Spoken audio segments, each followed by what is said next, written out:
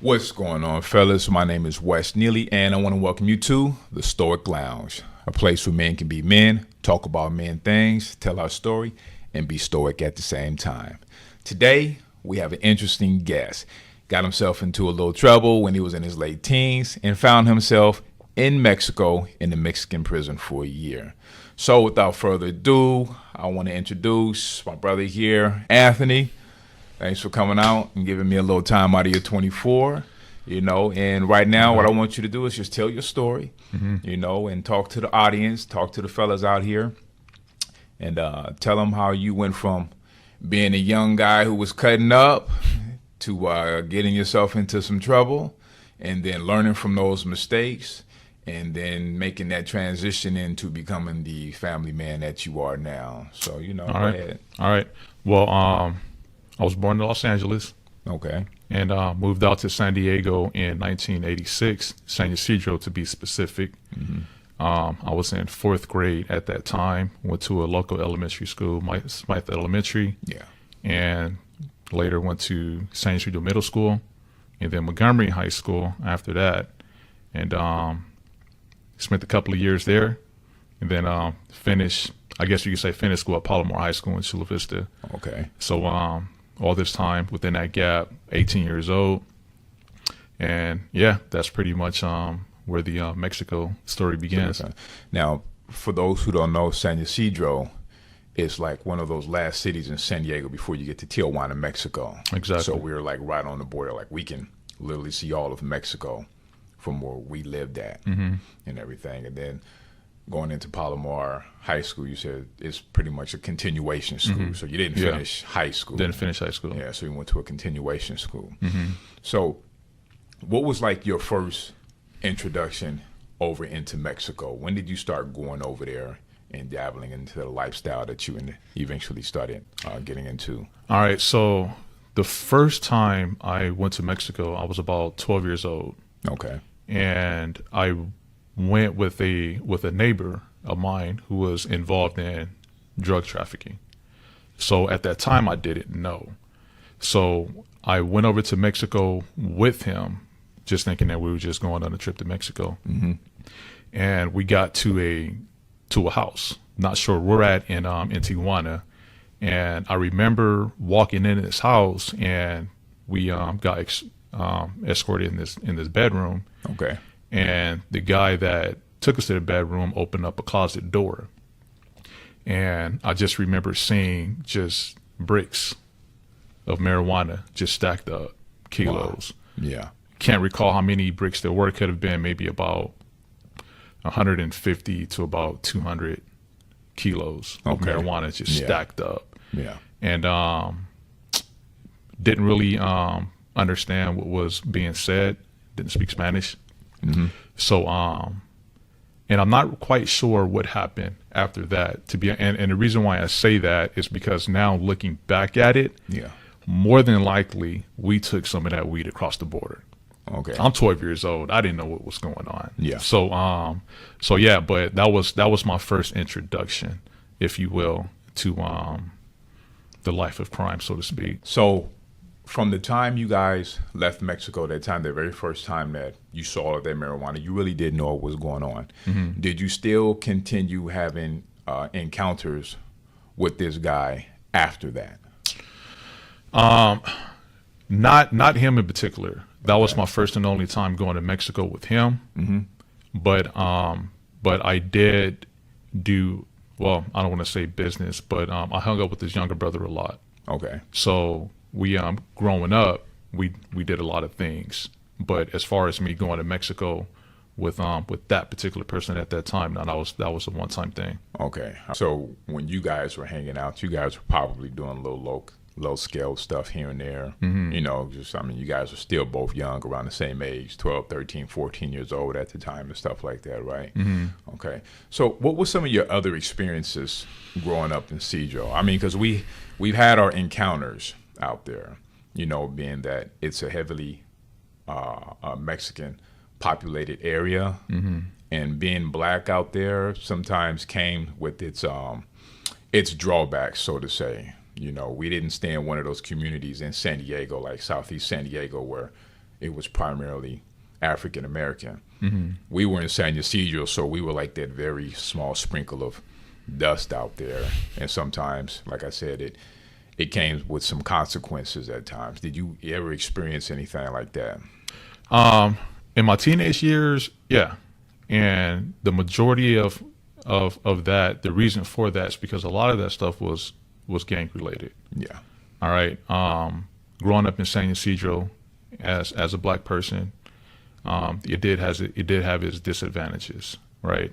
Unfortunately, you do have.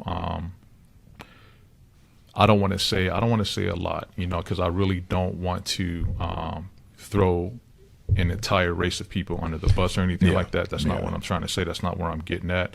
It had its pros and it had its cons.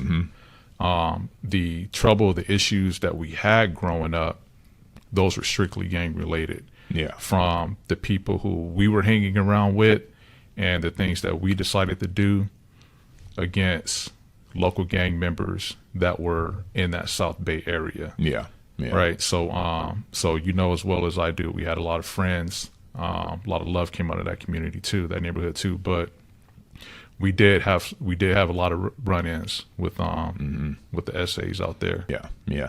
Because a lot of that stuff, I guess back in the day was coming from it seems like a lot of the times it was stuff spilling over from the penitentiaries onto the streets. And then it was a lot of stuff from Los Angeles. And I want to say that a lot of stuff was being influenced in San Diego. And we caught a lot of that.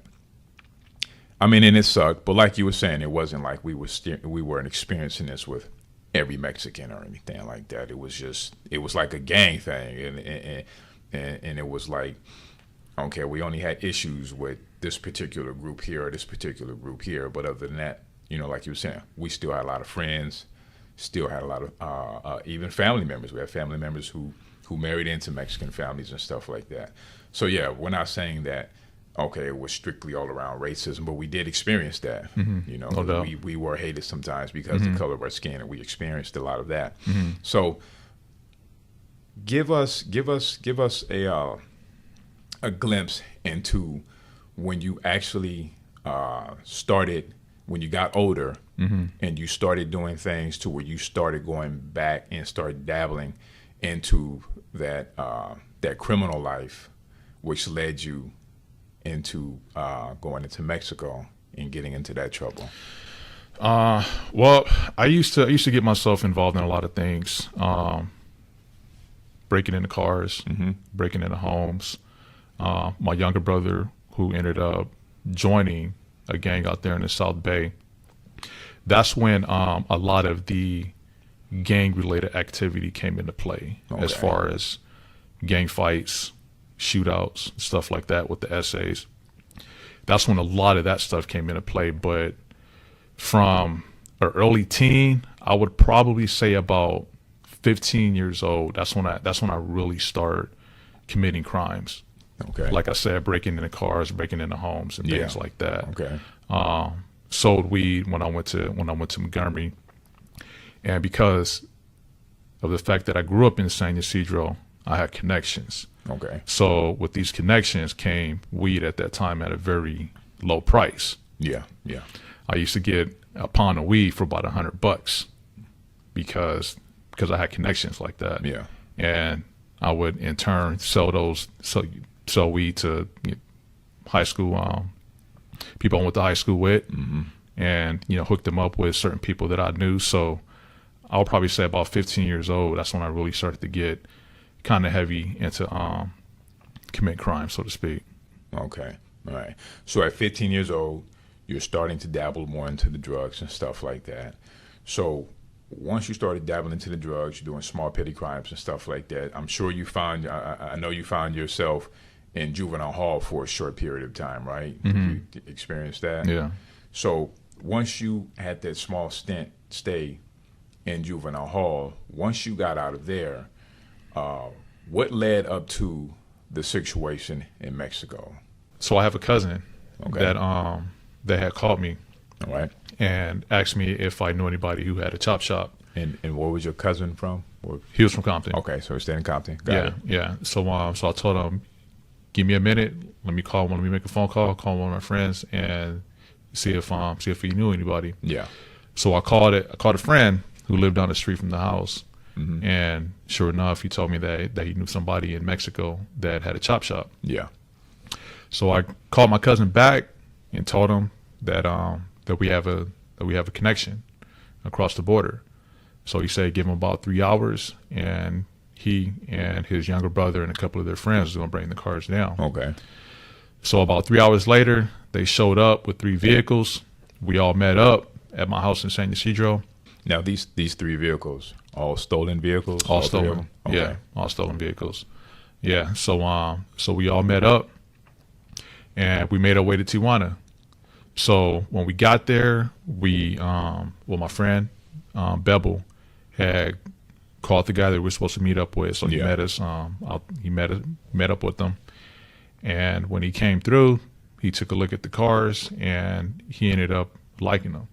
Okay. So 2 of the vehicles, I forget exactly what kind of vehicles they were. I do remember one was a minivan, but we pretty much sold all the vehicles. Okay. All 3 vehicles for about $1,100 for all 3. For all 3 vehicles. Yeah. This is 1995, mind you. So $1,100. That was a nice amount of money. Especially to a bunch of youngsters for stolen vehicles. For stolen vehicles, $1,100. Let's go have some fun. Okay. Yeah. So the guy who bought the cars had told us that his older brother was looking for a particular vehicle at that time, which was a Mustang GT. Okay. Right, 1995 Mustang GT. So this is a brand new car. Yeah. So this was when like that newer version of the Mustang came out, right? Yeah. The new model style. Yeah. Okay. Yeah. So we told him, all right, well, when we get back to California, we'll be on the lookout for it, and if we find it, we'll meet up with you. Okay. So we all left. Right. We all jumped in my friend's Bebel car, and we started making our way to the border. So we get to this light, and we're talking about the car, about what we're going to look for it at, how we're going to meet up, bring it back. And as we're talking about this car, it just so happens that particular make and model, Ford Mustang GT, pulled up right beside us. Wow. What a coincidence. Yeah. Wow. So my little cousin, again, he's riding shotgun. So he looks to his right. Then he looks back at my friend Bebel, who was driving the car, and he said, look, is this the car that your friend wants? Yeah. So Bebel looks over at the car, and he was like, yeah, that's the car. So my cousin told the driver, he said, hey, follow it. So the light turns green, and then a Mustang just takes off. Okay. So he's speeding through the streets. Okay. So I'm in the back, and I'm thinking that they know what's going on. They know we're following him because he's going so fast. I mean, he's just really at a high speed, just dipping through the streets. And so short time later, it must have been maybe about a minute later, he pulls he pulls into the street. Okay. Kind of goes up a hill a little bit, and he just stops. So of course I'm thinking, all right, they don't know that we were following him. Yeah. So my cousin again gets out of the car, and he runs over to the driver's side. He opens up the door, and he just starts pounding on the dude, and he snatches him out of the car. Okay. Right. So I'm seeing what's going on. So I jumps out of the van. So when I jumped out of the van, I'm going around to the Mustang, and the passenger in the Mustang, he gets out of the car, but as soon as he sees me, he takes off running. Okay. So I'm like, hey, that's easy money. Mm-hmm. So I jumped in the car. My cousin again jumped in the car, and then we take off. Mm-hmm. So we follow my friend Bebel back to the spot where we just had sold the other 3 vehicles. So we called the dude. He came over to check out the Mustang, and he called his older brother. His older brother. He said, "All right, you got the car." But his older brother said that he would buy it from us. He would give us $2,500 for the car. Yeah. But he didn't want to buy it until that next day. Okay. So we told him, all right, well, we'll give you a call. So we're discussing on what we're going to do with the car because we didn't have anywhere to leave it in Tijuana. Yeah. So we made the decision to take it back to San Diego, and then we were going to bring it back to Tijuana the next day. All right. Big mistake. So we ended up leaving. We made our way to the border. So me and my cousin Gen were the only two in the Ford Mustang. All right. Being followed, actually following Bevel, Okay. my friend Bevel, back to the San Ysidro border. Yeah. So we got to the border. My friend Bevel, they passed, no problem. So me and my cousin again, we get to the stall. And now, mind you, back in 1995, the San Ysidro border looked completely different to how it looks today. Definitely. Yeah. Big difference. So back then, once you crossed the border, you had to veer to the right, and then they had these concrete barricades in a zigzag formation, right? Yeah, in a zigzag formation. Mm-hmm. So we get to the line, and just real quick, I think at that time there were maybe about 12 to 15 stalls where the U.S. Customs inspected everyone. All right. So when we pulled up, it was about, I think all of the stalls were occupied by the customs that night. Now, I've crossed the border plenty of times before, going out partying and things like that. Yeah. And I've never seen all the stalls open, right? But on that particular time, all the stalls had a U.S. Customs in them. So we get up to the front. U.S. Customs asks us same questions they ask everyone. What are you doing in Mexico? What was your reason for coming? This, that, and the third. And so we answer the questions, and he goes back into the stall, and then he comes right back out. So when he comes out, he pulls his gun. He said, "Put your hands in front of you and don't move." Now, when you say customs, this is still Mexican.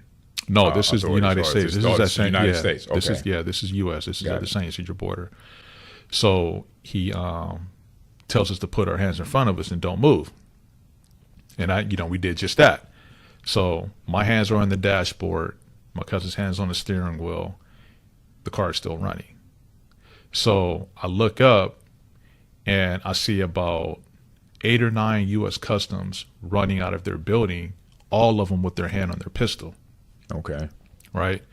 So my cousin looks over to me and he tells me, he said, "Aunt, I'm finna go." So I'm not paying him any mind. I'm not really concerned about what he's saying. So in my mind, I'm thinking I'm gonna get about 5 years in prison, in jail. I'm not. It is what it is. So my cousin tells me again. He said, "Aunt, I'm finna go." Yeah. And about 5 seconds later, he just took off. Gunned it. He took off. Yeah. So when he takes off, mind you, these U.S. Customs, they're still running out with their hands on their pistol.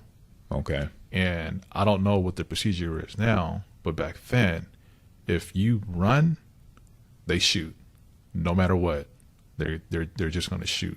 Mm-hmm. So between the customs that were running out of that building with their hands on their pistols and all the customs that were already in the booth, all those customs came out of the booth and they all start shooting.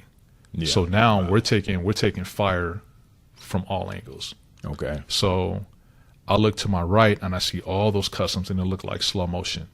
They're all just shooting. And I can do nothing but just sit there. So my cousin is moving through the zigzags and perfectly. Yeah. So when you say zigzags, they have these big block concrete barriers. Yeah. Like you would find on the freeway, those big center block concrete pieces. So they have all those. Back in the day, they had all those things lined up. You had to go through that zigzag motion to get across back to the United States. Yes. So that's the visual, everybody. Zigzagging. So Real he's simple. actually speeding through those while you guys were taking on a hell of fire. We're still under fire. Yeah. Okay. Yeah. So he gets through those, and it was one last custom that had ran out. As soon as he passed the zigzags, the custom had ran out, and he threw spikes. Okay. Right now we're on the freeway, the 805 North. Okay. So he threw spikes on the freeway, and my cousin tried to veer to the right, but he hit the spikes. So now we punctured at least one tire. I don't know if the driver's side front and rear got punctured, but I know for a fact the driver's side front got punctured. Okay. By the spikes, right? So a couple of seconds after that, that's when I got shot. I got shot in my back. And I believe it was the custom who threw the spikes, because the ones who were at the stalls, we were long gone already. Yeah. So I took a gunshot to my back, and I told my cousin, I'm hit. Okay. So my cousin said, yeah, I'm hit too. So he ended up getting shot in his right bicep, and the bullet went straight through. Yeah. Through his tricep. So at this point, they were aiming to kill. Yeah. That's what they were aiming to kill. They Yeah. shot you guys in the back like that. Mm-hmm. So it was almost like at this point, no remorse because of a stolen vehicle. Yeah. Of course, because you guys ran. Yeah. You guys peeled out of there. Mm-hmm. But a stolen vehicle though. Okay. So all right. So you end up with the bullet wound. You feel that pain rushing through your body. Okay, I know I'm shot. I got to be shot because now it's starting to hurt, right? Didn't quite feel the pain yet, but I did start to feel extremely nauseous. Okay. I don't know if it was because of losing blood or whatnot, but I rolled the window down because I know I needed air, and I just felt myself kind of fading a little bit. I slumped down in my chair, and I just sat there. So as my cousin speeding north on the 805. I gathered enough strength to get myself up and look out the rear view at the back window, and I noticed the police, the customs, their lights were on. They were chasing us, Yeah. but they were far behind us. I mean, we were gone. Okay. So there was no way they were going to catch up with us. But so after that, I slumped down in my chair. And my cousin asked me, he said, "Ann, where do I go?" Not being from San Diego, he didn't know he's where from to Los go. Angeles. Yeah. So mind you, once again, this is 1995. So if anybody is familiar with the 805 freeway, back then, nothing really existed east of the 805. Mm-hmm. Only a few factories. There was no residential communities or anything out there at that time. The factories and what's that? Donovan Prison. Donovan was out there. I Donovan, believe George Bailey was George out Bailey. there. Yeah, So- yeah. And of course, you still had the old type border out there. Yeah, so that's how isolated it was. Yeah. You just had the prisons out there, so Yeah. no housing community or anything. None Yeah. at all. None at Okay. all. Yeah, just the prisons and a few factories. Okay. So my cousin told me, he said, "Aunt, where do I go?" Okay. And I didn't respond. So you had the 905 freeway, which was parallel to the 805. So you had the 905 west and you had the 905 east. Mm-hmm. And my thoughts, because my cousin again, his cousin or his sister lived in East San Diego at that time. Yeah. So I never asked him, but I'm thinking that when he saw the 905 east, he thought that he was going to East San Diego. Yeah. So he jumped on the 905 east. And at that time, we only lived one exit from the 905 west, just one exit away. Yeah. So anyways, he jumped on the 905 east. So now he's going down the 905, and we get to a stoplight.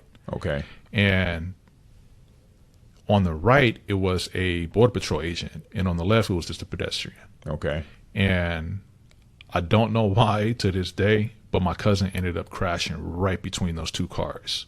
Wow. Just crashed right between the both of them. So he's still full speed, 905 east, and as soon as he crashed through him, and I look up, that's when I saw police helicopter Okay. shining a light on us, found us, shining a light on me. You got sparks flying everywhere. It's not too hard to find us. So what time of day was this? This was maybe about 9-10 o'clock at night. Okay. Yeah. So it's yeah, pretty somewhere late. around there. Wow. Yeah. Okay. Yeah. So it's pretty. Yeah. October 31st, Halloween night. Okay. Yeah. So so the police helicopter comes, shines his light on us. So we're done. All right. We're toast. We're not going anywhere. Car's pretty much disabled. Sparks flying everywhere. Mm-hmm. So I told my cousin, I said, "Man, pull over. Just pull over." And he was like, pull over for what and go where? There's nothing out there. I said, man, we're caught. They got the ghetto bird on us, got the helicopter on us now, man. We're not going anywhere. So he's still driving. So he gets to an area, he makes a right. Okay. And when he makes that right, there was another barricade. It was a metal barricade, right? Okay. So he ended up crashing through that. So when you say metal barricade, was it like the big fence? So yeah, so yellow like the fence, that the you see? triangular, the Okay. triangular fence, Okay, exactly. got it. So he ended up crashing through that, right? So he crashes through the barricade, and then the final crash was he crashed into a truck. Don't know what kind of truck it was. Remember, it was a white truck. Could have been F-150. Mm-hmm. Crashed into the truck, and so I looked to my right, and it was another building with customs inside. Okay. Maybe about 6 or 7, about 7 or 8 of them, about 7 or 8 customs.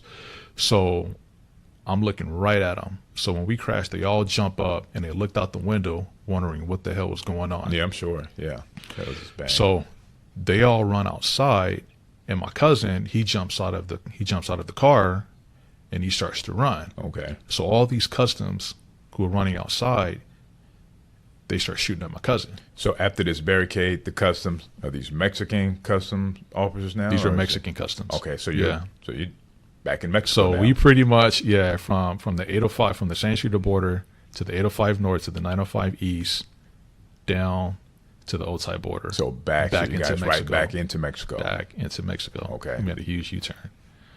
Wow, yeah, that's a hell of a U-turn. Oh my goodness, man. But yeah, so they're chasing my cousin. They're shooting at him. So in my mind, I'm thinking he's dead. And there's no way that he survived all that. all those bullets. So I tried to open up the door on my side. It was jammed. Okay. Because of the cars that we crashed between. So I crawled over to the driver's side and tried to get out. Mexican custom comes to my window, pulls his gun, and he says in perfect English, "Don't fucking move or I'll blow your fucking head off." Okay. So when he comes around, snatches me out of the car, throws me on the ground. By this time the bullet's really starting to hurt. Yeah. Started- So at that point, when he said that to you, what were you thinking in your head, being that you got this pain that's developing now, which is probably very excruciating at this point, and then he tells you, "Don't move, I'm gonna blow your effing head off." What was I thinking? Yeah, well, I mean, do you remember what you were Don't thinking? move? Were you scared? I mean, yeah, okay. Yeah. I mean, I'm just caught, busted. I didn't Yeah. think that I was going to die or anything like that. Okay. It's fair, hey, just don't move. I mean, I'm not, nothing's going to happen. Okay. So when he takes me out of the car, throws me on the ground, puts me in handcuffs, and he says to me, "Give me $1,000 right now, and I'll let you go." I don't have $1,000, Yeah. so it was nothing that I could do. Yeah. So it must have been maybe about 5 minutes later. That's when the U.S. Customs, and it could have been San Diego Police Department. It could have been Sheriff's Highway Patrol. I'm not exactly sure what units showed up. Yeah, but the U.S. But showed I do up know, now. for a fact, it was, Okay. United States officers. So they showed up. So when they showed up at this time, it was a brief discussion on what hospital to take me to. Okay. So a question was asked, where did we send him to? And it was maybe about a 5-second pause. And one of the U.S. officers said, take him to Red Cross. So as soon as he said take him to Red Cross, I knew I was going back to Mexico. There's no Red Cross Okay. out there, right? Staying in At Mexico. least a hospital, not in San Diego. So so I knew staying in Mexico, going to a Mexican hospital. Okay. And that's when I had found out too that the Mexican customs, they didn't kill my cousin. I mean, Okay. they must have been horrible shots, man. Because Yeah, the way they were shooting and letting off, My you would think goodness, that man. somebody would have got hit, huh? yeah, I mean at least 20 rounds. But he hit the fence, and they captured him, subdued him, and and they ended up taking both of us actually to the Red Cross hospital. Okay. So now you guys are at the Red Cross Hospital. How are you being treated at the Red Cross Hospital, being that you both have bullet wounds? Well, in short, they cleaned my wounds up and put a Band-Aid on me. that was pretty much about it. Yeah, Just they kinda cleaned wiped you wounds. down Yeah, and put a yeah, Band-Aid put a over Band-Aid it. on me and sent me off. So I spent maybe about 12 hours at the hospital. Wow. Yeah, yeah. So no going into any emergency room, no prepping you for surgery to extract the bullet out of you. Nope. Just, Yeah, yeah. yeah. So for those of you out there who always complain about the U.S., yeah, try going to another country and having something happen to you, huh? Yeah, they just doctor you up real fast and put a Band-Aid over a bullet wound. Yeah, Yeah, literally. So, Yeah. literally, that's what they did. Wow. So after you spent several hours up in there, did any police officers from the U.S. go to the hospital, to the Red Cross, or was it from there they transported you guys to a Mexican jail or a holding cell or something? I did speak to one detective at the hospital. Okay. Just gave me my story, told him what happened. That was the last time I ever seen him. Then after that, after I left the hospital, I just remember it was news broadcasting stations out there as we Okay. were leaving the hospital. But from the Yeah. hospital, we went straight to the federal prison. Okay. And Wow. that was because the truck that we had crashed into, the final truck that we crashed into, Okay. that was a federal agent's truck. Okay. So yeah, so we went to the federal prison for that particular For crime right crashing there. into the federal Yeah. agent's truck. Okay. So from the time you guys left the Red Cross, they sent you to the federal prison. How long did you stay at the federal prison? 4 days. So you had Spent 4 days at the federal prison. Okay. So what was your experience like at the federal prison in Mexico now? The federal prison, I mean, it was just a cell that me and my cousin shared, and the only experience at that prison was that we were interviewed by about 4 or 5 different media outlets. Okay. Channel 8, Channel 10, Channel 12. Can't believe it was another one. Could have been Fox or something. Okay. But yeah, it one right after another. Okay. So these are American media outlets interviewing you guys. Yeah. Channel 12. I recall Channel 12 was a Mexican news. Yeah, it's on my. Okay. Yeah. All right. So they pretty much did the process with you guys. That they bring you out into that room and everybody's taking pictures and all that kind of stuff, like they do with the cartels sometimes when they line them all up. Yeah, they just And put then us they against have the a big wall. media frenzy and Yeah. okay, so they did that whole thing with you two. Yeah. Okay. Yeah. So after your 4 days spent in there, where did they transfer you to? Then after that, we went to the downtown prison, which is called La Ocho. Called what? La Ocho. La Ocho. Yeah. Okay. Yeah. All right. So when you guys entered into La Ocho now, what was that process like? Well, when I first got there, I got a visit. My first visit was the U.S. Embassy. Okay. Yeah, they showed up, made sure I was good, made sure I was being treated well. Everything was fine. Told me that they was going to let my parents know what was going on, and that was pretty much it as far as that. But the whole experience though, in that jail, me and my cousin, we stayed together pretty much that whole time. Yeah. That we were incarcerated. So a particular jail that we went to was it was, I think, about 6 people there in that jail cell at that time. Okay. Right. So so we spent about 2 weeks in that jail in the Ocho downtown. Okay. Yeah. So you were from the federal for 4 days and then La Ocho for about 2 weeks. About 2 weeks. Yeah. So from there, I'm pretty sure they were like, okay, from here now, they send you to the prison now. All right. So from the time you touched down into the prison, which is a total different ball game now, what was that experience like? Okay. All right. So real quick, before I touch on that, I just want to elaborate on something that transpired at the Ocho. Okay. Right. Now here's where we grew up at in San Ysidro. Yeah. Came into my favor Okay. because in La Ocho, I knew somebody who was important that was in that jail at that time. Now, when you say important, like drug related Drug dealer. important? Yeah. Okay. Yeah. He was a drug dealer. Had a cell by himself. He and his brother, they were I don't want to say big time drug dealers in San Ysidro, but there was somebody. They were known. Yeah, they were. Yeah, definitely. So one day he calls me down to his cell, and he tells me, he said, Ant, I just found out that you and your cousin are going to be going to the prison. I mean, he knew before we did. Yeah.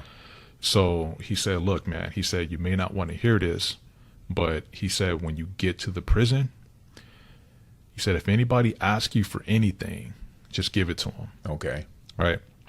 Because he was a huge part in our protection there in La Ocho. Okay. That was the main reason why me and my cousin never got messed with or anything, never had anything stolen from us in La Ocho. Okay. Because I knew him. Mm-hmm. But when he told me that, I took it with a grain of salt. Like, all right, I'll keep that in mind. Yeah. So that very next day, me and my cousin, we got transferred to La Pinta, to the prison. Okay. So when we got there, they took us into the waiting room, and in that waiting room, I mean, it was just a room that was built out of like aluminum sheet metal or something, man. I mean, concrete floor, wet. Mm-hmm. Just it was a real eerie place. I mean, it just smelled like blood. I mean, it was just a nasty place. Yeah. It must have been about 30, 35 dudes up in there. Wow, just, all crammed into this one spot that was yeah. probably really unsanitary, bad living conditions. Yeah, exactly. Anything you can think of to where you don't want to be. Exactly. And that's where you were at with a bullet wound. Mm-hmm. Okay. Yeah, exactly. So me and my cousin, we go in there and we find a spot and we both sit down. So it must have been about 5 minutes later, this guy comes up to me, squats down, and asks me real nice and perfect English. He's like, hey, can I have your shoes? So I looked over at my cousin and I looked at the dude and I just took my shoes off. Yeah. Yeah, just kicked my shoes off. You know, here I am. Even if I wanted to defend myself, I couldn't. Mm-hmm. I'm still bandaged up. Can't even use my left arm, gunshot wound or whatnot. So I'm thinking about what my friend said, and I just give him my shoes. So he takes my shoes and he walks off. So a couple of minutes later, another guy comes over to my cousin, asks him if he could have his shirt. Mm-hmm. My cousin was like, hell no, I'm not giving you my shirt. Yeah. Like, I'm not giving you shit. Mm-hmm. And my cousin looked over to me and was like, man, I ain't no punk. Yeah. And I'm like, cuz, man, it's like, yo, it's not even about that, man. It's like, man, we in Mexico, we in a whole nother country. Yeah, exactly. You know? But with his mentality, gang mentality, man, thuggish, whatever you want to call it, you know, it's a time and a place for everything, man. Yeah. You know, it's not where you from, it's where you at. It is. You know, that's real talk. So the dude walks off, and sometime later, a couple hours later, we ended up getting checked into the infirmary, and that's just a little medical clinic that they had there. Yeah. So I ended up my gunshot wound was a lot more severe than his. So my cousin spent about 2 days in the infirmary, and I stayed there. So it was time for him to go out into general population. Okay. So the officers came and escorted him out to one of the buildings that were there, and so he spent the night there. First time separate from me in the building by himself. Okay. So I remember that next morning is about 7:30 in the morning. He comes back into the infirmary because at the prison, at that time, La Pinta, it was like a little city. Yeah. Right. I mean, you had total freedom. It was, besides leaving the prison, of course, obviously, right? Yeah. So you can get up and walk around, move around freely, however you saw fit. So he comes over to the infirmary, and when he walks in, now mind you, when he left, suited and booted. Yeah, fully clothed. Yeah. Fully clothed, man. So when he comes back in, he had nothing but a white, skimpy undershirt and some black thermals. That's it. That's all he had. Not even socks. No socks, nothing. Nothing. So he walks up to me. He was like, Ant. He was like, man, I ain't never been so scared of my life. Yeah. And I'm like, yeah, I'm like, what happened? So he was like, he was like, some dude came up to me and asked me for my shoes. Mm-hmm. He said, I was like, he said, fuck no, I'm not giving you my shoes. Yeah. So he said the guy left, and then he came back with like 20 more dudes. Yeah. Sticks, pipes, knives, and they just stripped him. Man. They took everything from him. Yeah. They stripped him. So I told him, I said, man, I told you, man. So look, you can't be doing that, man. Yeah. You're not in your neighborhood anymore. Yeah, man. You can't be doing that, man. Yeah. And at that time, that's when I told him what my friend said. I said, look, man, my boy told me, man, if they ask you for anything, just go ahead and just give it to them. Yeah. Like, it's not about that, man. I mean, of course, man, as long as nobody ain't trying to take your manhood or nothing like that, that's a whole nother story. Mm-hmm. But you giving up your shoes, your shirt, something like that, man, go ahead and give it up, man. Yeah, because at this point, it's not like you're in a different part of the state in the United States, which can still get, deadly and dangerous, but you're in a whole nother country now. Different rules, man. Different rules between Mexican prisons and U.S. prisons. Completely different rules. Yeah, because the comeback with 20 plus people with sticks and pipes and stuff, I can only imagine the fear that was going through him, thinking, man, I'm about to be beat to death. Yeah. So I think a strip down, I would have preferred that too. All right, just take my stuff. You got lucky. Yeah, but now he got somebody else's thermals on and somebody else's t-shirt on now, right? Ugh. Nice way. Hey, yeah, man. It is what it is, man. But yeah, so when he told me that, he asked me if I can he told me if I can ask the person who was in charge of the infirmary if he can stay there. Okay. So I talked to him, man. I said, look, man, just let my cousin stay here with me. So he obliged. He let him stay there. Yeah. So I was only there for about 2 more weeks after that, right?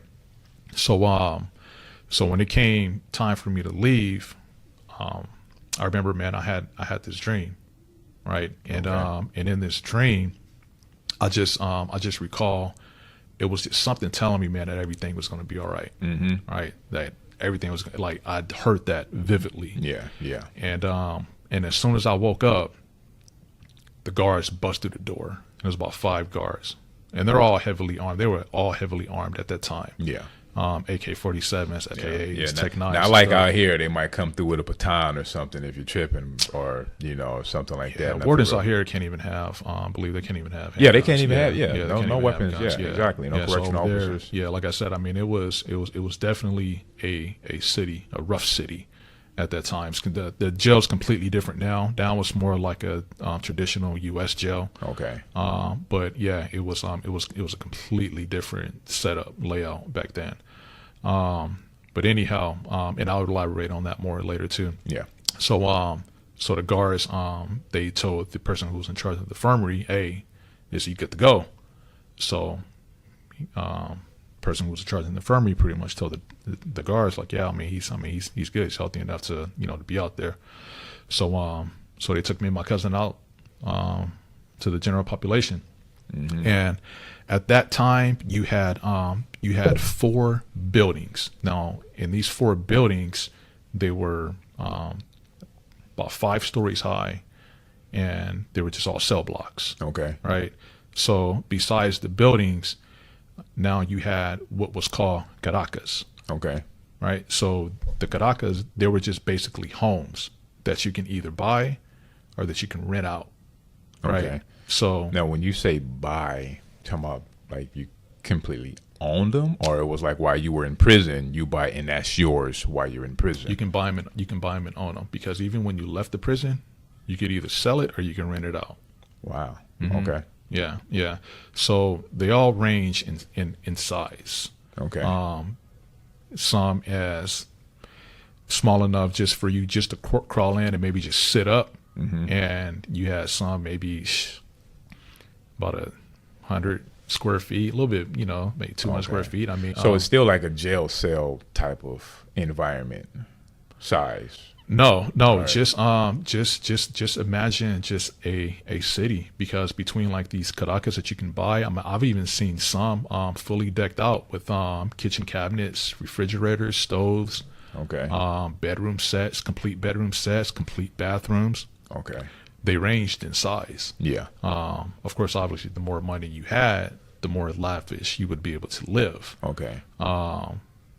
TVs. Yeah. I used to go to this guy that we linked up with. We used to go watch Padres games, and in his Caracas, in his place. So a lot of them were really nice, man. And besides that, you also had restaurants. All right. Where you can go and like literally sit down and eat and have a meal. One day I walked around the prison and I counted, it was 19 restaurants in there at that time. Yeah. Wow. Yeah. I mean, it was even a 7-Eleven. I don't know if it was a real 7-Eleven, Yeah, but it was a convenience store with a 7-Eleven sign on it. So I took it as a 7-Eleven, where you can go and you can just buy pretty much anything that you would be able to buy at a 7-Eleven. Okay. So it was really convenient for those who had money. Yeah. Right. So anyhow, when they escorted me and my cousin to our building because we couldn't afford a Caracas, right? Mm-hmm. So they took us to a building, and before they sent us to a jail cell, they had us in the waiting area where we spent the night there.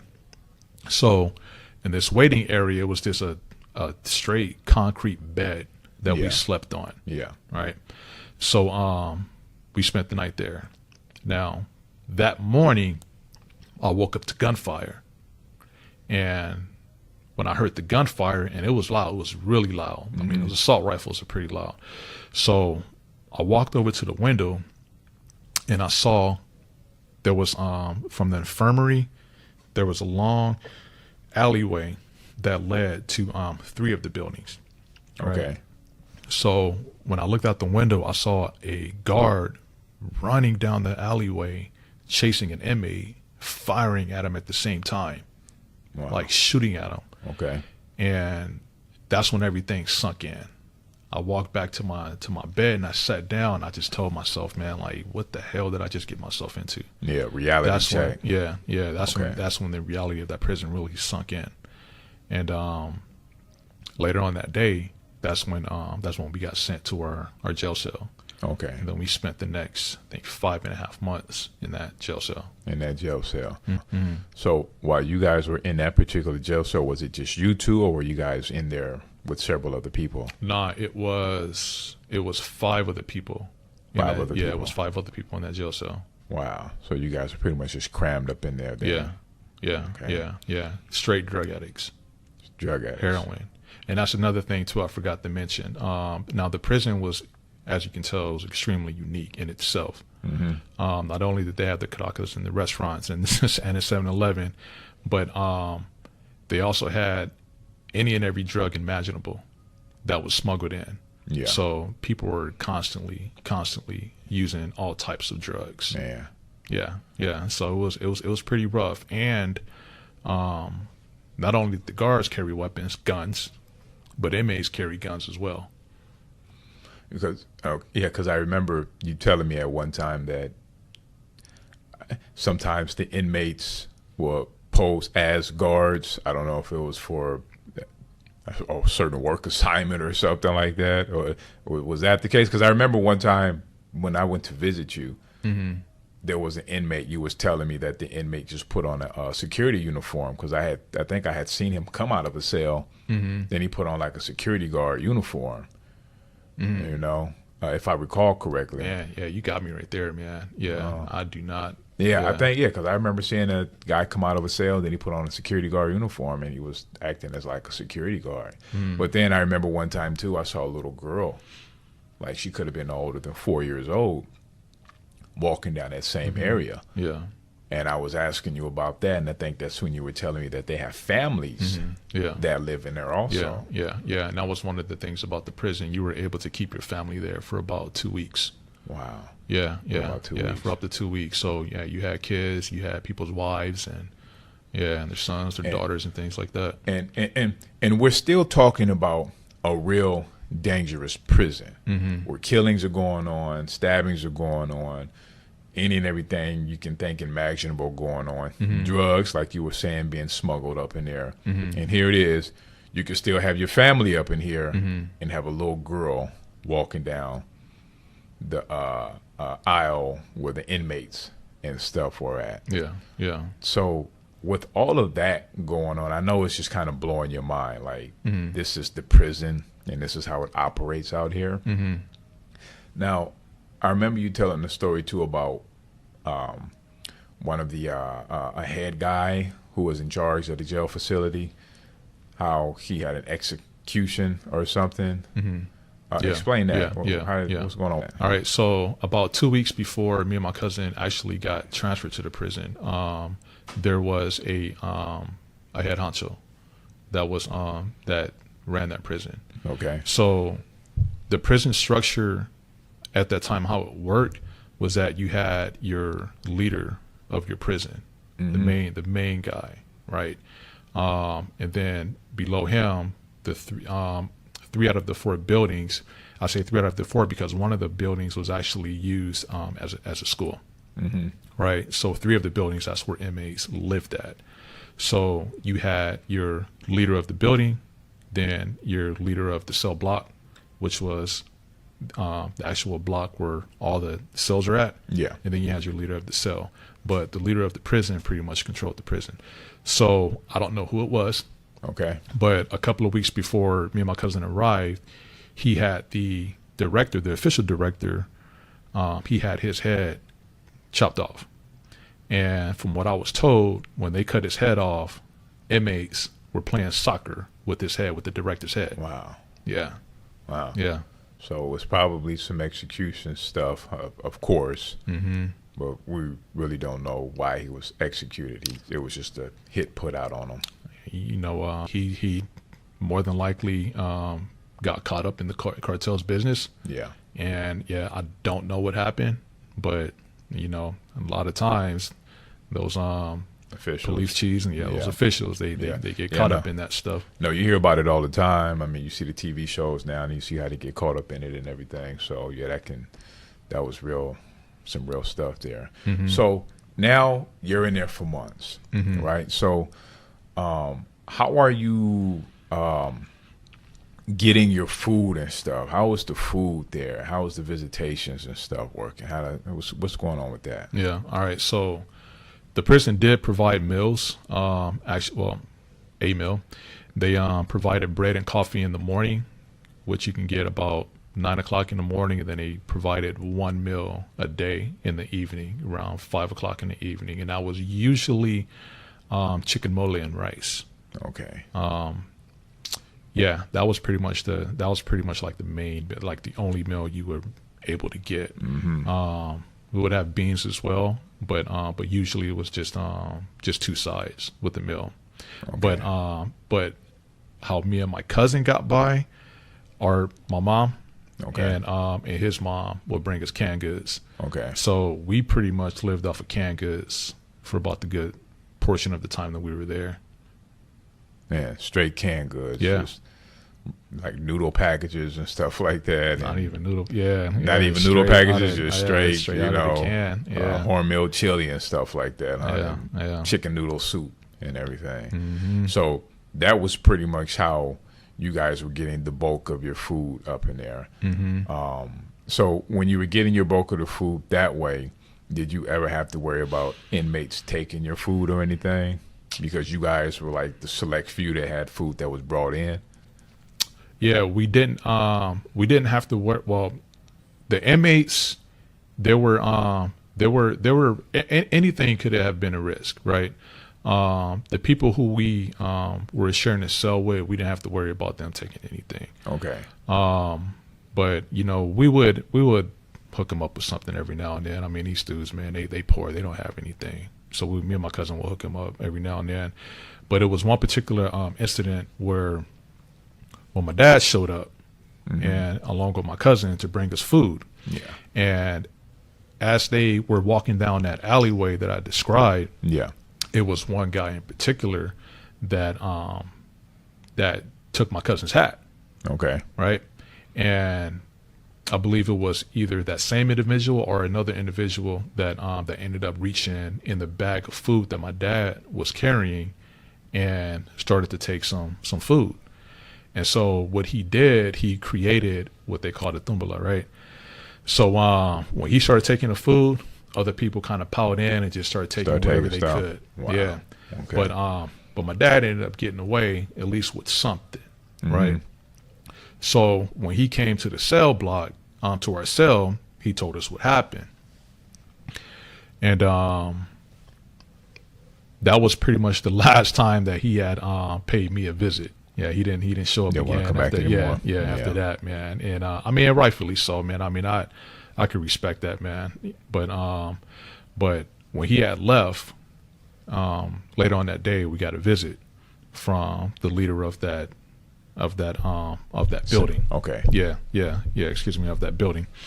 So he came up to talk to me and my cousin. So he came up to our cell, and he said, "Look, I heard about what happened." He said, "You guys need to go out there and take care of that." Okay. And he hands my cousin a knife. Right. So me and my cousin looked at each other. We was like, "Hey, I mean, it's on. We got the green light."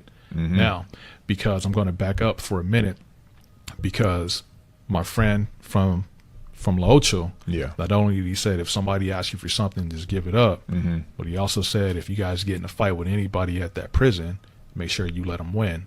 Those are two important things that he had told us that we eventually lived by. Mm-hmm. But when we got that green light to go out there and handle business, we did just that. So we had to do a little investigating first. We had to find out who started it, who started that Yeah. Dumbala. Right. Got it. So so we were asking around, and we eventually found out who was the culprit, who started it. Mm-hmm. So what I did was that I put something together to trap him. Okay. So it was this Black American that was in that prison at that time, living in a small dead end alley. Right. Okay. He was there for murder. Man. Yeah, sad story. But anyhow, so he lived in a dead end alley.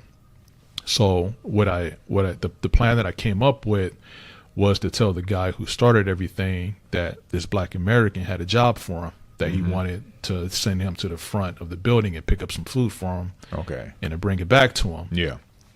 So so some guys went out, found him, and told him to go to the alley because that Black American had a job for him. Mm-hmm. And he took the bait. So me and my cousin, we are right across from the alley, so we can see him walking in. All right. So as soon as he hit the corner and he went in that alley, we followed behind him. Okay. And I went up to him, man, and I beat the shit out of that dude, man. Yeah. Beat the shit out of him. Just left him laying bloody on the floor. Mm-hmm. You know, and then we took off, and then we went to go find the other dudes that were involved. We heard that they were at the basketball court. So when you beat this guy, did you let him know why you put hands on him? Oh, he knew. He already knew what was going on, so he didn't have to explain knew. anything. Yeah, he knew. Yeah, Okay. yeah. So we went to go find the other guys who were at the basketball court. So we seen them, and my cousin ran up to one of the dudes. He pulled out the knife, and he went to try to stab him. Yeah. The dude barely got away. Then he ended up pulling out his knife. So he put out his knife. He tried to stab my cousin. So they both trying to stick each other. Having a knife fight. Having a knife fight, man, but no one's getting hit, man. So I Yeah. told my cousins, like, man, I mean, stab that motherfucker, man. Yeah. And then I heard somebody yell, the guards are coming. So everybody, we took off. Okay. We took off. Yeah, we took off, man. So we just went back to our cell block. And after that moment, nobody ever messed with us again. Okay. Yeah, we really didn't have too many issues leading up to that, besides the two issues that we had the first few days that we were there. Mm-hmm. And there was another incident to where I got stuck, had to give up my shoes again. Man. But after that beating and trying to stab that dude, no, we had no more issues after that. No. So you guys pretty much let it be known, I guess, what not to be messed with. But of course, because you had the green light in order to do what you needed to do. Yeah, yeah. So folks didn't want to mess with you anymore. So I know that throughout that time, Mama continued to bring food and stuff to you, right? For that whole time that you were actually there. And I know that helped out a lot. So while you were there this whole time, were you receiving any more treatment for your bullet wound? No, not at all. Not at all. The only thing that happened was that within a month of me being there, they took me out to a actual hospital and to do a couple of X-rays or to run X-rays. Okay. That only happened 2 times. Yeah. So the first time that happened, I noticed that the bullet was moving. Okay. It was about halfway between the insertion where it inserted Okay. the actual wound Yeah. and my spinal cord. Okay. All right, maybe about 6 inches or so. Okay. All right. So so it was about halfway to my spine. And for whatever reason, never performed surgery, never attempted to take it out at all. So the second time that I went, when I looked at the X-ray, I didn't see the bullet Okay. at all. And I'm just wondering what the heck happened. So the doctor actually had to point it out. So what happened was that the bullet ended up traveling all the way to the 7th vertebrae of my spinal cord, Okay. and it just stuck there. Yeah. So, I mean, it's still lodged there to this day. So the 7th, so you're talking about your thorax area, because you got your cervical, which is like your neck part, and then from there it starts the second part. Then you got the lumbar part. So that bullet had actually traveled, and it probably really infused inside of your meat, and everything else kind of surrounded it. I'm sure, huh? Yeah, So yeah. it's pretty. So of course, surgery was probably questionable, because if they did try to remove it, then if they ended up tapping into something in your spinal cord or something like that, it could have been detrimental. Yeah, it was a 50-50 chance, and I didn't like those odds. Yeah. So I was told that that it wouldn't affect me as far as being paralyzed. That was the only thing that I was concerned about. Yeah, exactly. All right, so I just decided, hey, just leave it there, just leave it. So, it's been about 27 years, Yeah. something like that. All right, it's been quite some time. Yeah. So, And you still got the bullet wound in there. yeah, I still Okay. got it there. Yeah. While you were there, so Gen's bullet wound, did he ever get his stuff tended to? Did he still have the bullet in there, or? No, he his- just got bandaged up. Yeah, because it went through. So yeah, his it was a went- clean, straight through shot. Yeah, Okay. straight through. Okay. Now, while you were there, did you ever experience anything else horrific up in there? Did you any stabbings, any killings, or anything like that while you were there? It was some shootouts.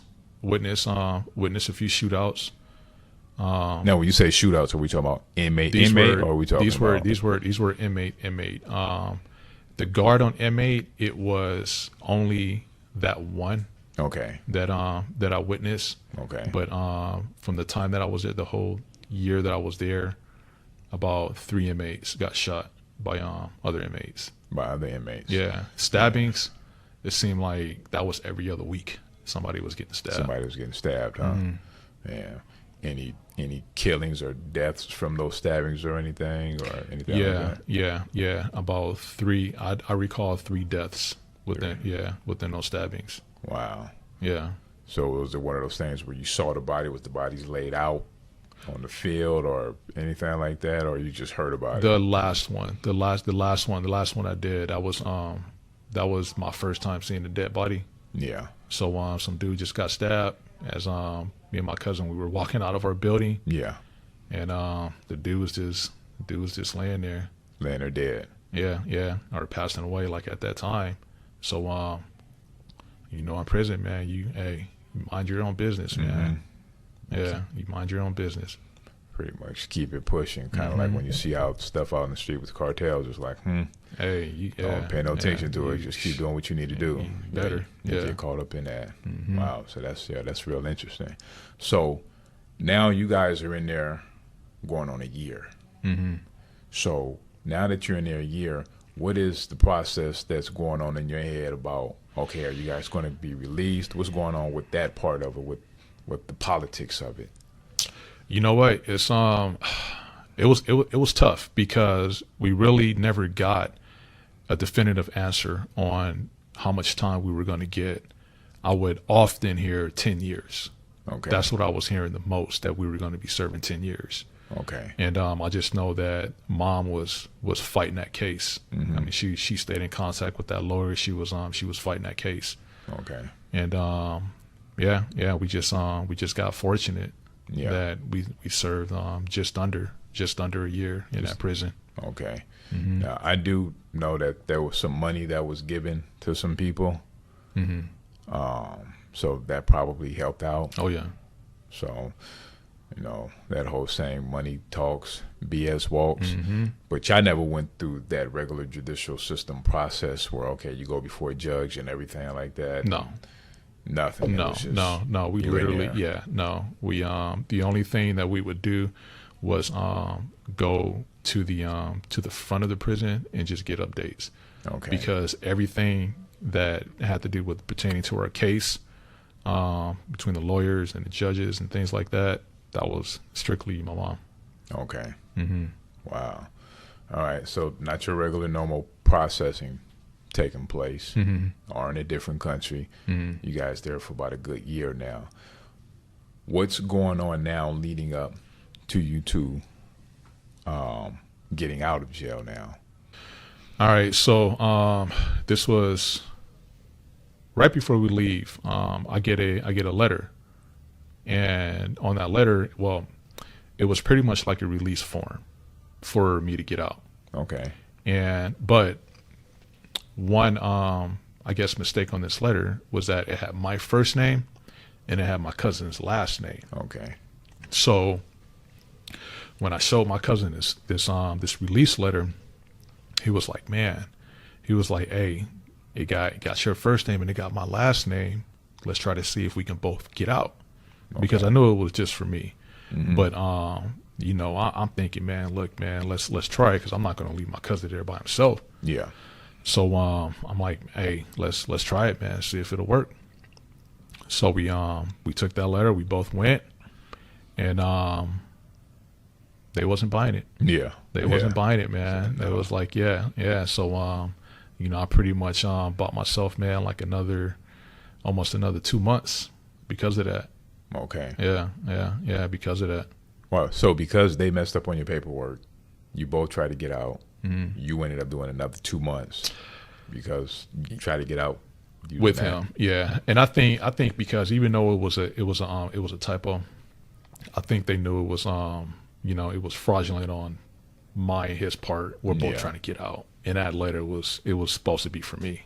Okay. But yeah. So you ended up having to stay.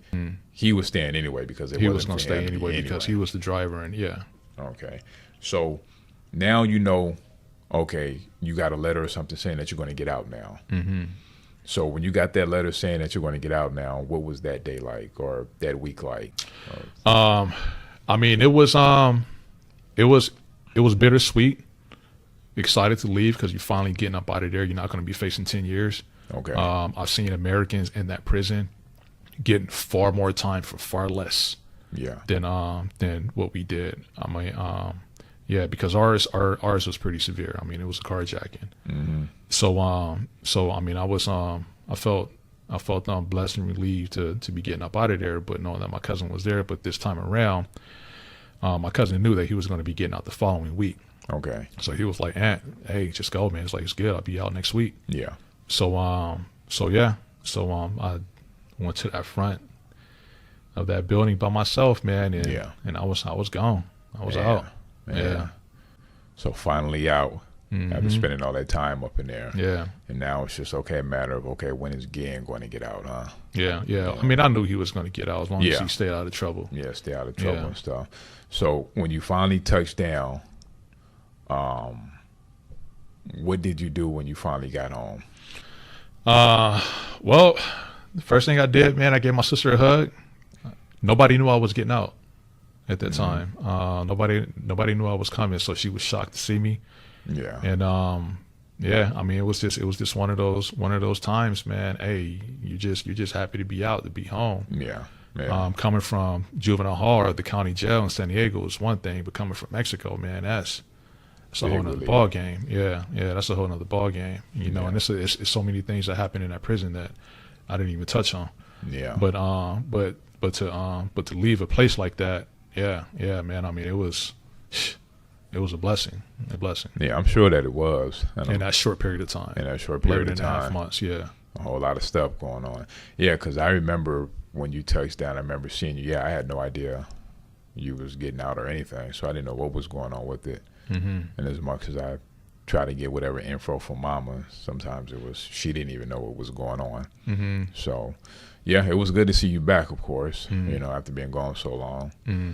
So, Gin is finally released now. Yeah. What happened with Gin?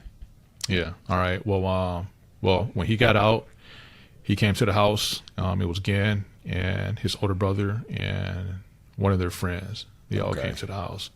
So it was good to finally see him, see that he had got out. I was just waiting for him to get out. Mm-hmm. So he showed up, and we talked for a little bit.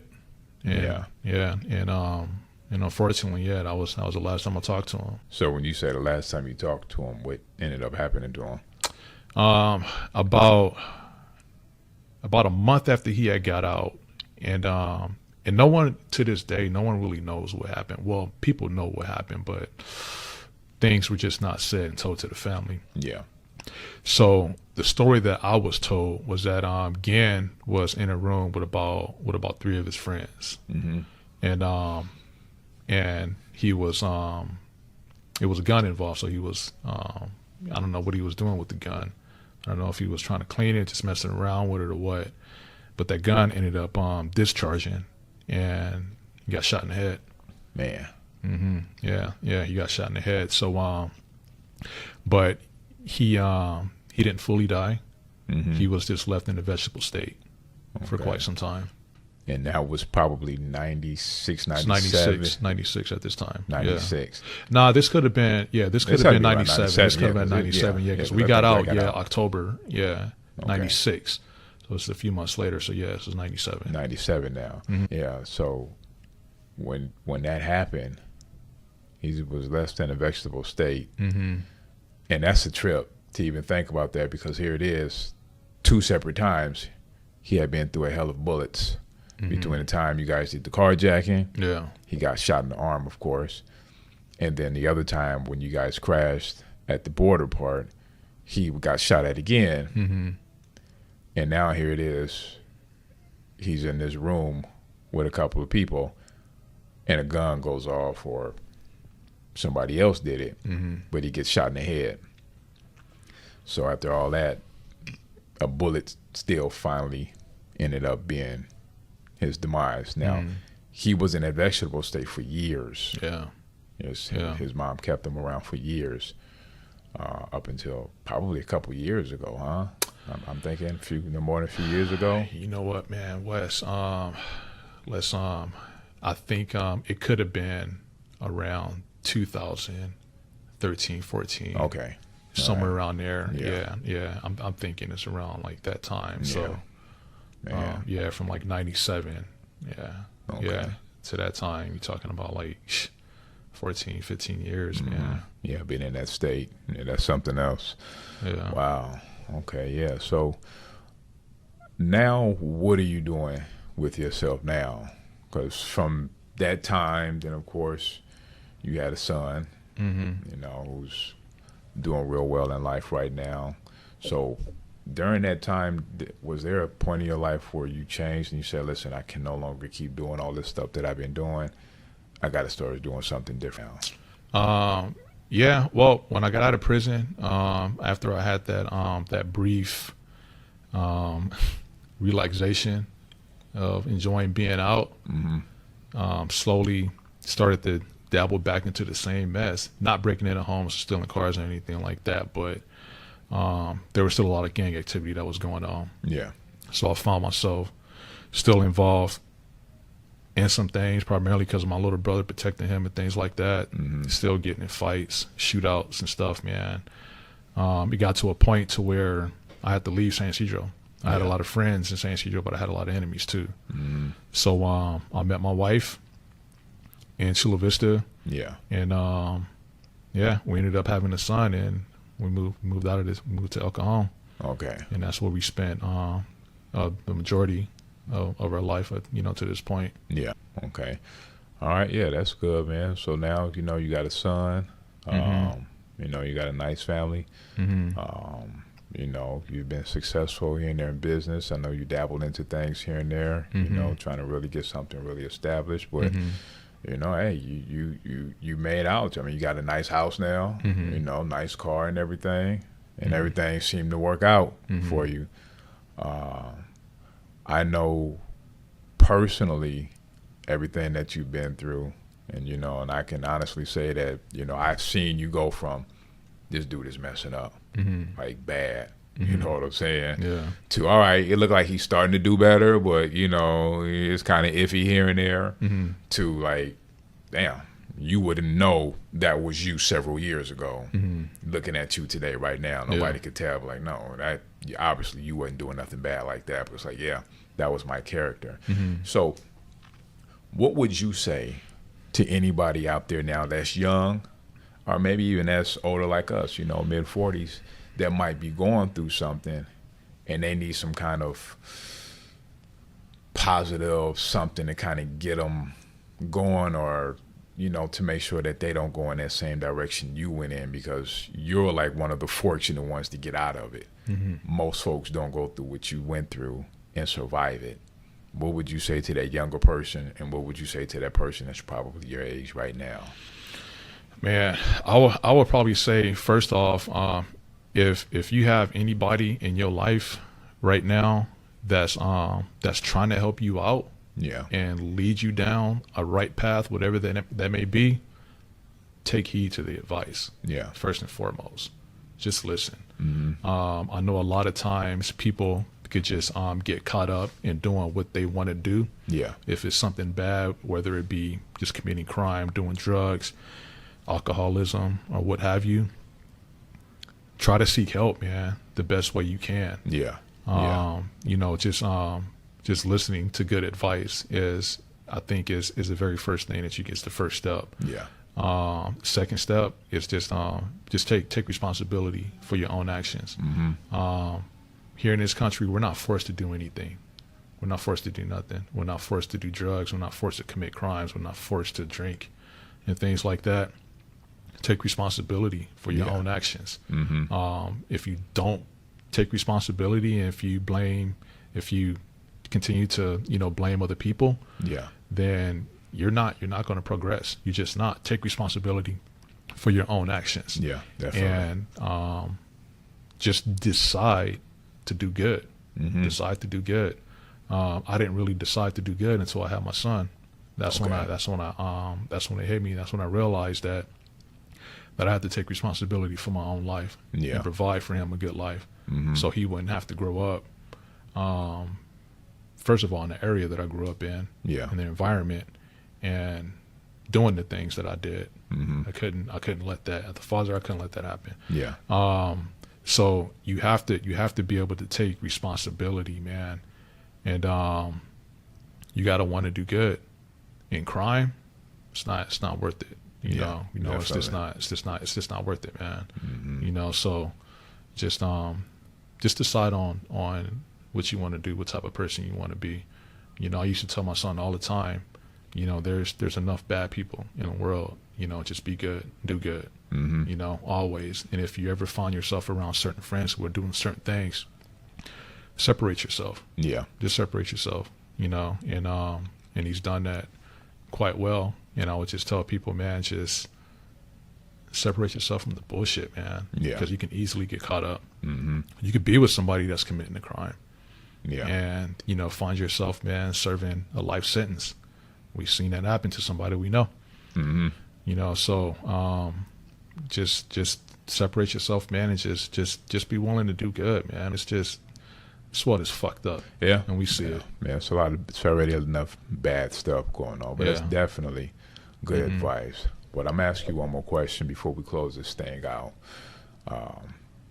And I hope you have some time to think on this one right here. So what is the one thing that you regret doing? And I know folks always say, well, I don't regret anything because life taught me this and everything else, and I learned this and that. But there's always that one thing in the back of your mind. You say, man, I wish I could have did this differently, whether it be small or whether it be large. I wish I would have invested in Bitcoin. No, but on a serious note, man, you know, and we've had this discussion before, and like I said, man, that can be a complicated question. Yeah. Right. You know, and the answer to that could be very difficult, because if I wouldn't have gone through everything that I went through in the past, I wouldn't be where I'm at today. Okay. So I think that can be very, of course, it is unique and different for every person. You would have to ask yourself, okay, are you satisfied and happy where you're at today? If you're not, then maybe there are regrets. But if I'm, you know, happy and content with where I'm at today, Yeah. then by law, I wouldn't be able to change anything, because it would affect where I'm at right now. Right.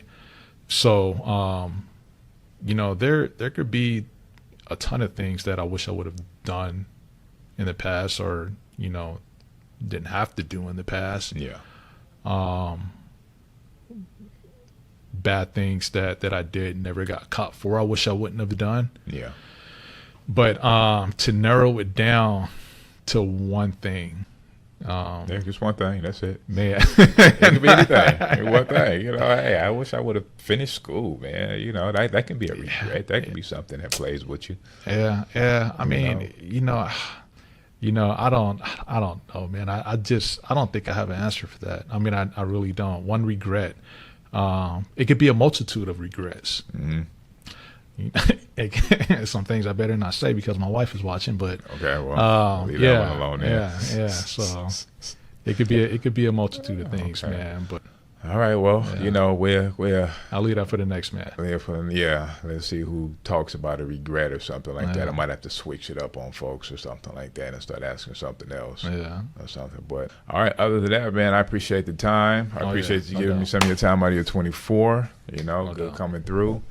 And the story was an exciting one.